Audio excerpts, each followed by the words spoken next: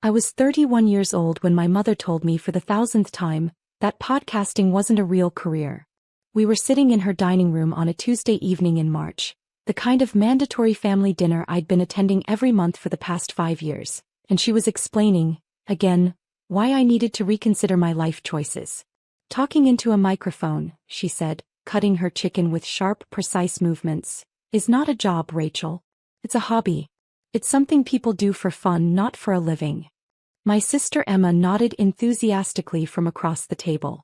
She was 28, worked in pharmaceutical sales, and never missed an opportunity to remind me that she had a real career with a real salary and real benefits.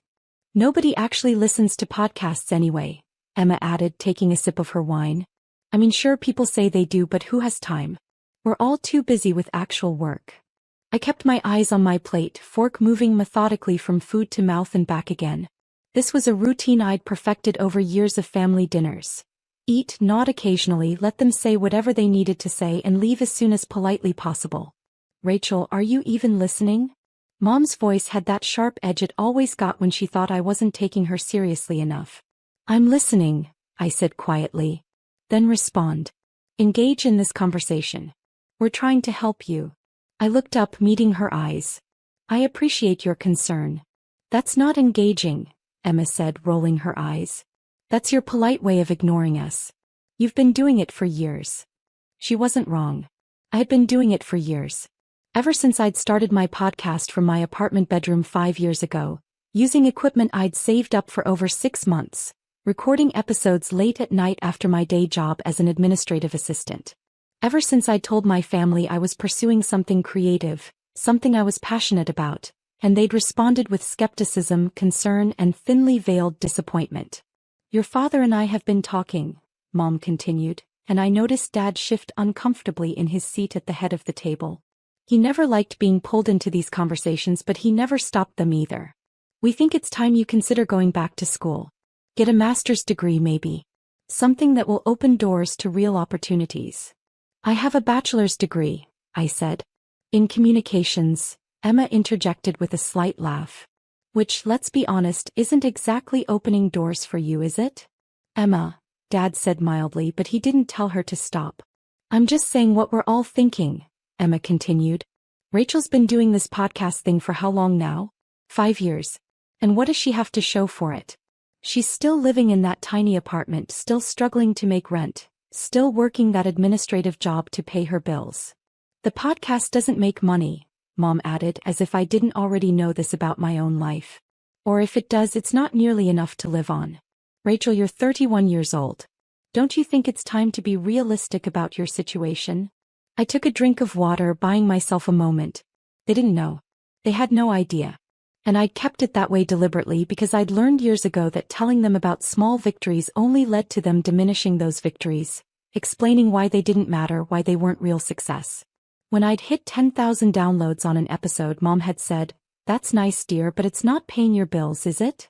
When I'd gotten my first sponsor, a small company that paid me $500 for an ad read, Emma had laughed and said, $500?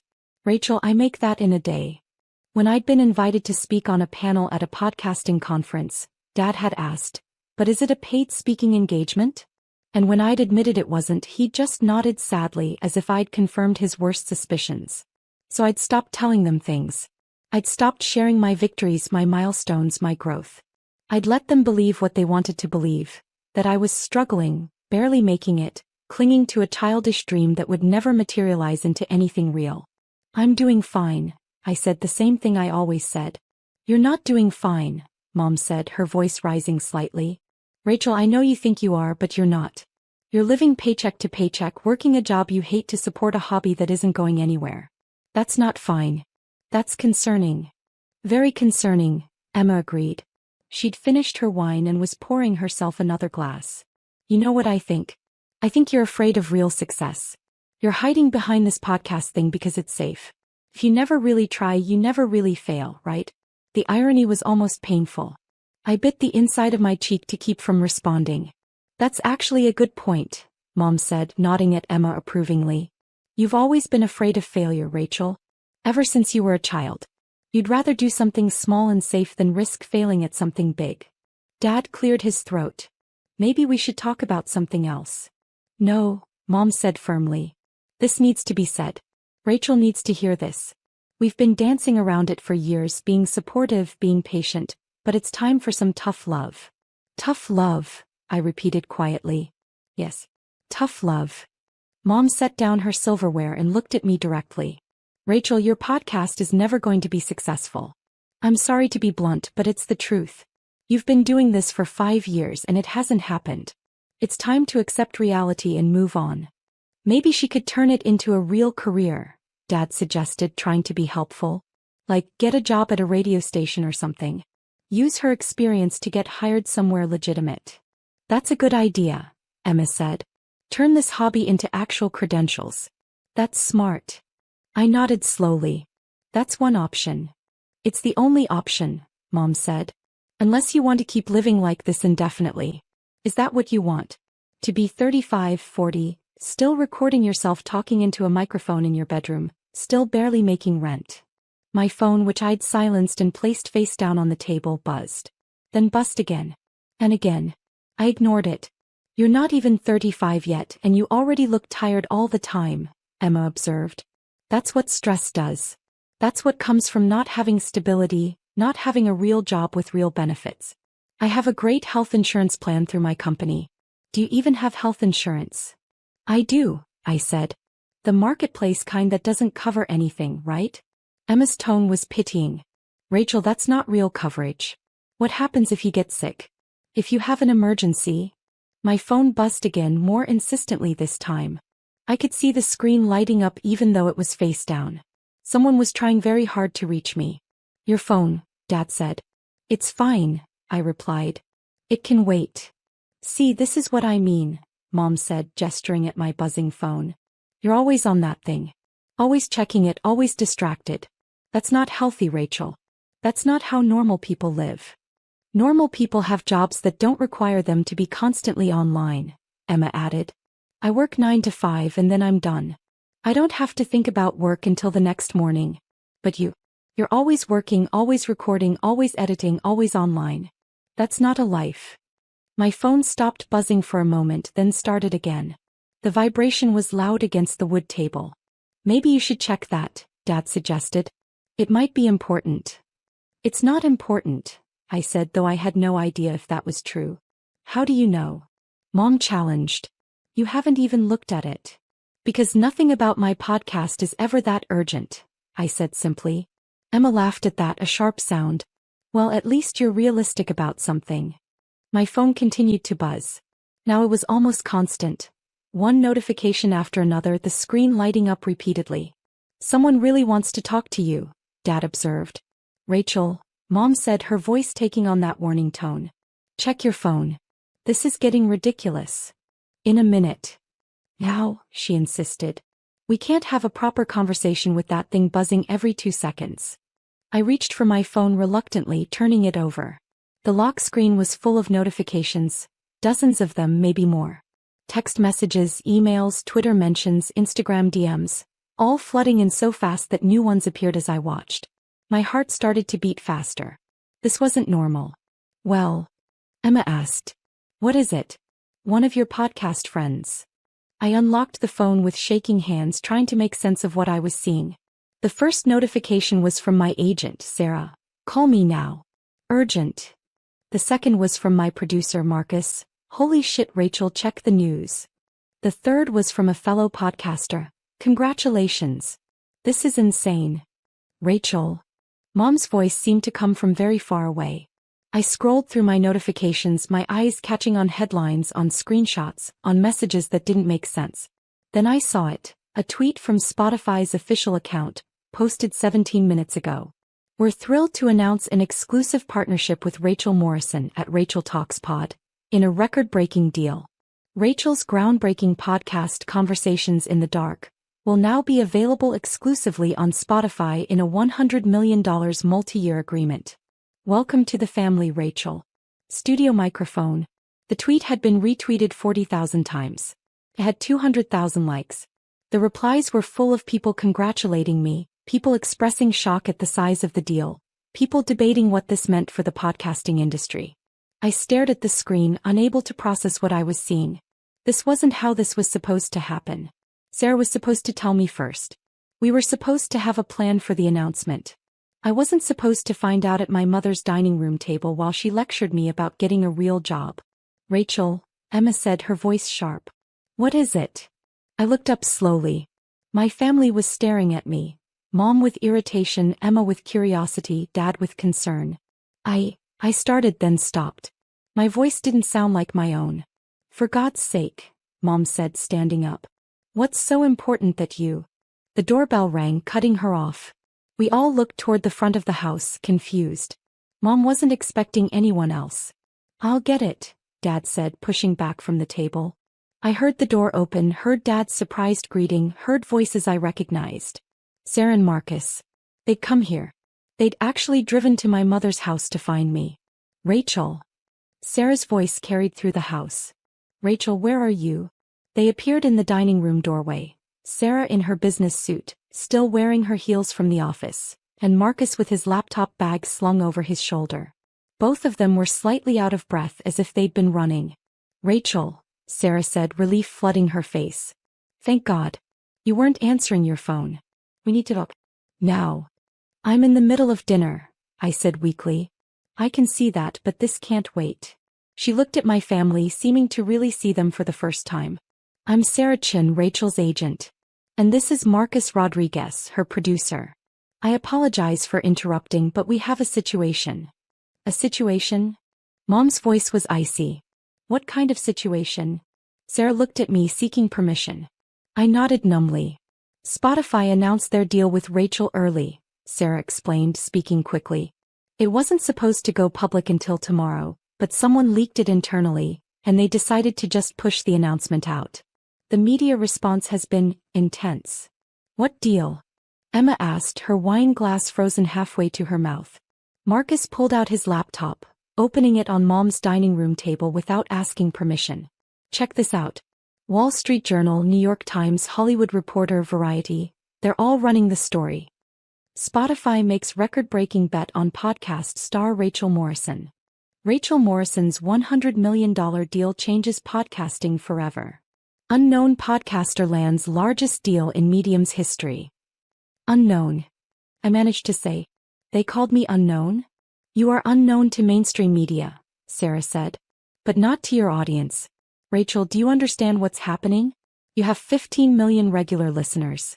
15 million. Your show has been downloaded over 200 million times. You're one of the most successful independent podcasters in the world, and now everyone knows it. The room was completely silent except for the sound of Marcus scrolling through articles on his laptop. 15 million? Mom's voice was barely a whisper. Listeners, Sarah confirmed. Regular listeners. People who download and listen to every episode. Her audience is larger than most television shows. Larger than many radio programs. Rachel's built something extraordinary. But she... Emma trailed off, looking at me with an expression I couldn't quite read. She works in an office. She's an administrative assistant. I quit that job 8 months ago, I said quietly. The podcast has been my full-time career for a while now. 8 months. Mom sat down heavily in her chair. You quit your job 8 months ago and you didn't tell us? You didn't ask, I said simply. Marcus turned his laptop around so everyone could see the screen. It was showing my podcast's page on a charts website with graphs and statistics that climbed steadily upward. Rachel's show has been in the top 10 most downloaded podcasts globally for the past 2 years, Marcus explained. It's been number 1 in the interview and society culture categories for 18 months straight. Her episode with the neuroscientist discussing consciousness got 32 million downloads. Her series on the history of technology got 50 million. Million, Dad repeated as if testing the word. Her audience is global, Sarah added. She has listeners in every country where podcasts are available. She gets interview requests from Nobel laureates, politicians, actors, authors, scientists. Everyone wants to be on her show. Do you know who she's interviewing next week? The former president. Which president? Emma asked faintly. Does it matter? Sarah replied. The point is, Rachel has built one of the most influential platforms in modern media. And she did it independently without any major network support, without any corporate backing. That's why Spotify wanted her. That's why they offered her $100 million. Mom's face had gone pale. $100 million. For exclusive rights to her content for 3 years, Sarah confirmed. Plus production funding, plus support for her team, plus creative control. It's the largest deal ever offered to a podcaster. Joe Rogan's deal was reported to be around the same, but Rachel's is confirmed at exactly $100 million. The industry is in shock. I don't understand, Emma said, and for the first time she sounded uncertain instead of condescending. How is that possible? How did we not know? Because Rachel didn't tell you, Sarah said, and there was a note of something sharp in her voice. Which frankly I understand. She's been dealing with enough pressure without having to manage family expectations. Pressure. Mom found her voice. What pressure? Marcus closed his laptop. Building a show from nothing is incredibly difficult. Rachel was working her administrative job during the day, then recording and editing episodes at night. She was doing all her own booking, her own marketing, her own social media. For the first 2 years she didn't make any money at all. Then she started getting sponsors and the income was irregular. It wasn't until about 18 months ago that she was making enough to consider it a viable career. But she quit 8 months ago, Dad said slowly, working through the math. That means for 10 months before that she was doing both. The full-time job and the podcast. That's why she always looked tired, Sarah said pointedly. Not because she was stressed about instability.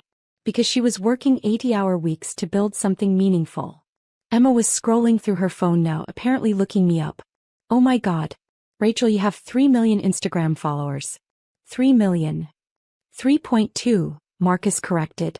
As of this morning. It's probably higher now that the Spotify news broke.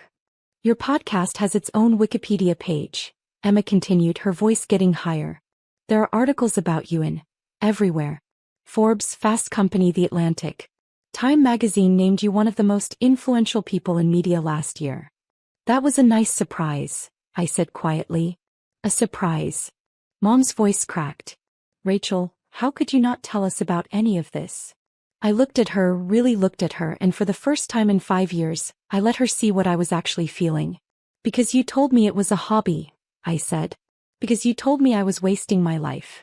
Because every time I tried to share something I was proud of, you dismissed it. So I stopped sharing. That's not fair, Emma protested. We were just trying to be realistic. We were trying to help you. By telling me my work was worthless? I asked. By telling me nobody listened? By suggesting I was afraid of real success? The silence that followed was thick with tension. Sarah checked her watch. Rachel, I'm sorry to rush this, but we have a conference call with Spotify executives in 20 minutes. We need to go over the press strategy, handle the media requests, coordinate with your legal team. The contract still needs final signatures and there are about 1,000 details to manage. Of course, I said, standing up. Let's go. Wait, Mom said, reaching out as if to grab my arm. Rachel, please. We need to talk about this. We are talking about it, I said. You just heard about my career from my agent and producer instead of from me. That's the consequence of years of not listening when I tried to tell you myself.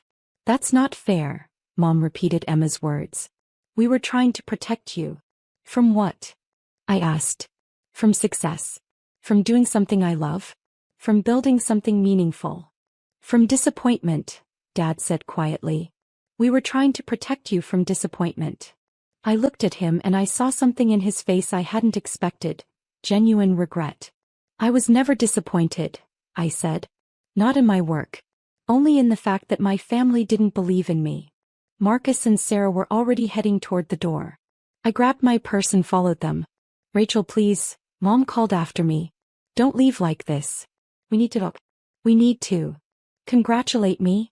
I suggested, turning back. Celebrate with me? Tell me you're proud? Because that's what families do when someone achieves something significant, isn't it? We are proud, Emma said, but her voice was uncertain. We're just shocked. This is a lot to process. You've had 5 years to process it, I said. You just chose to ignore all the signs because you'd already decided my work wasn't valuable. Sarah was holding the door open, waiting. I could see her car idling in the driveway, the driver ready to take us back to the city. I have a conference call with executives at one of the largest streaming platforms in the world, I said. They're paying me $100 million because they believe in the work I've been doing. The work you called a hobby. The work you said nobody listened to. The work you told me wasn't a real job. We didn't know, Mom said, and she was crying now. Rachel, we didn't know. You didn't ask, I repeated. That's the problem. You never asked. You just assumed. I walked out, leaving them standing in the dining room surrounded by the remains of dinner and the wreckage of their assumptions. As I climbed into Sarah's car, I could see them through the window. Mom crying, Emma frantically scrolling through her phone, Dad standing with his hands in his pockets looking lost. That was intense, Marcus said as the car pulled away. They had no idea, Sarah added. Like none at all. How is that possible? I never told them the full picture, I said. And they never bothered to look. My phone was still exploding with notifications. Congratulations from fellow podcasters, interview requests from media outlets, messages from friends and colleagues. The New York Times wanted a profile. Good Morning America wanted me for a segment. My inbox was full of opportunities, connections, possibilities. So, Sarah said, pulling out her tablet to show me our agenda. Spotify call in 15 minutes. After that, we have 3 major press interviews to schedule, your legal team needs to go over the contract details, and we need to start planning the transition to exclusive content. Your current episodes will stay available everywhere for the next 30 days, then everything moves to Spotify. We'll need to notify your audience, manage the migration, coordinate with your sponsors about the new arrangement. Plus, Marcus added, we need to talk about scaling up production. Spotify's giving us a budget for a full production team, a studio space, guest booking support. You won't be doing everything yourself anymore. We can finally build this into the operation it deserves to be. I listened to them outline the next steps, the logistics, the opportunities. My phone kept buzzing. More notifications, more messages, more congratulations. The news was spreading fast. By tomorrow everyone would know. Everyone who'd ever doubted me, everyone who'd ever dismissed my work, everyone who'd ever told me to get a real job. Are you okay? Sarah asked, noticing my silence. I don't know, I admitted. This is everything I've worked for. Everything I've built toward. But it doesn't feel the way I thought it would. Because of your family? Because they never believed it was possible, I said. And now that it's happened, now that it's undeniable, they want to be part of it. They want to congratulate me and be proud of me. But where were they for the past 5 years? Where were they when I was struggling? When I was working myself to exhaustion? When I needed support and encouragement? Marcus nodded slowly. They were telling you to give up. Exactly. So what are you going to do? Sarah asked. Right now. I'm going to do this conference call. I'm going to sign this contract. I'm going to build this show into something even bigger and better than it already is.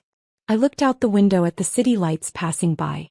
And my family, they'll have to accept that they weren't part of this journey. They chose not to be. That's fair, Sarah said.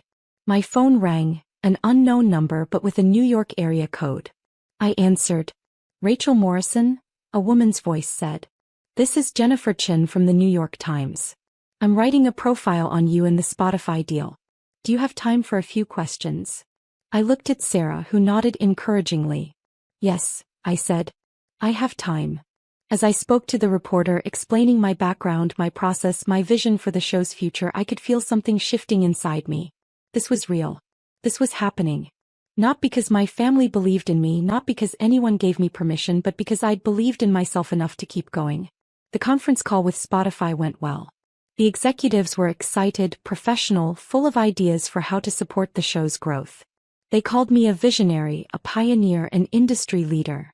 They talked about the future of podcasting and how I was helping to shape it. After the call, Sarah turned to me with a smile. How does it feel to be worth $100 million? Surreal, I admitted.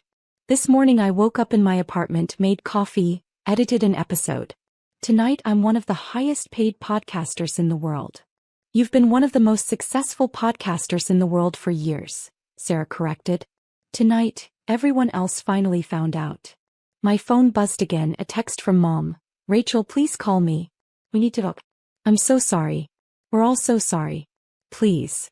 I stared at the message for a long moment, then put my phone away without responding. Not ready? Marcus asked gently. Not yet, I agreed. Maybe not for a while. That's okay, Sarah said. You don't owe them anything. Not an explanation, not forgiveness, not access to your success. You built this yourself. You get to decide who gets to be part of it.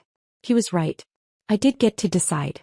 And right now I was deciding to focus on the work, on the opportunity, on the incredible platform I'd built and the even more incredible future ahead of me. My family had spent 5 years telling me my dreams were impossible. Tonight they'd learned exactly how wrong they'd been. What they did with that knowledge was up to them. But me? I had a $100 million contract to finalize, a show to produce, and an audience of 15 million people waiting to hear what I'd say next. For the first time in years I wasn't tired. I was energized. I was ready. I was exactly where I was supposed to be. And I'd gotten here entirely on my own terms.